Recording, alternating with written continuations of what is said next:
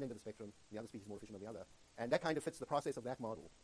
In a model like this, it may be that the individuals are not competing directly for the resource, but competing in a way where they prevent the other species from moving around as freely as they would in the absence. So they restrict their environment in some way so that it reduces the carrying capacity, as though the environment that the individual's in has somehow been reduced. And what might be the actual mechanism, we don't know, because they didn't look at that.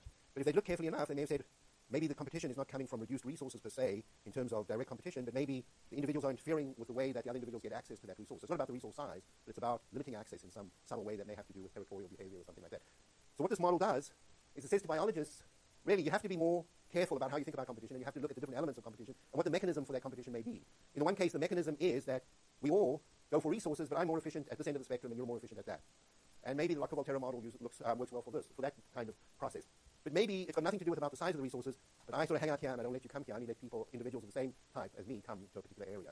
And so there could be some kind of territoriality that would lead to perhaps setting up competition in that way.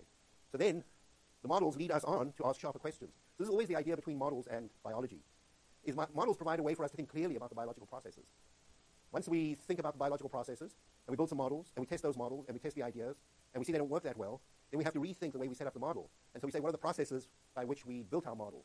And in the Locker-Volterra model, we said the processes there was that there's this competition element where X and Y compete with one another, but we discount the relative intensity of competition of interspecific compared to intraspecific, and then we can get a model like ours. On the other hand, if we say somehow the presence of the other species is reducing the carrying capacity, then this model works. And what that does is it tells biologists, well, maybe you should take a closer look at the biology and try to understand how the carrying capacity is reduced by the presence of the other species. So you can read up a lot of stuff about competition. You can read Ayala's paper, and then there's a paper that Gilpin and Justice published in 1972 that pushes forward these ideas and talks more about them. Both of those papers are at the website, and you can take a look at them or not. All I can tell you is that in the final exam in the past, I've asked students to take a Locker-Volterra model and to actually draw these three different cases and discuss them. So if you want to study this section for the exam, that's how you should think about studying it for the exam. But if you really want to be well educated, that's not what you do. What you do is you read those papers as well. So how many of you are going for a grade, and how many people are going for an education here? Who's going for an education? Okay. Who's going for a grade? Come on, you can be honest. I mean, you're not necessarily going to be biologists, you're not necessarily going to be modelers. You have to get a reasonable grade to get out of here, and you might want to get into medical school, some kind of professional school, business, whatever, and do something else, and that's your main goal.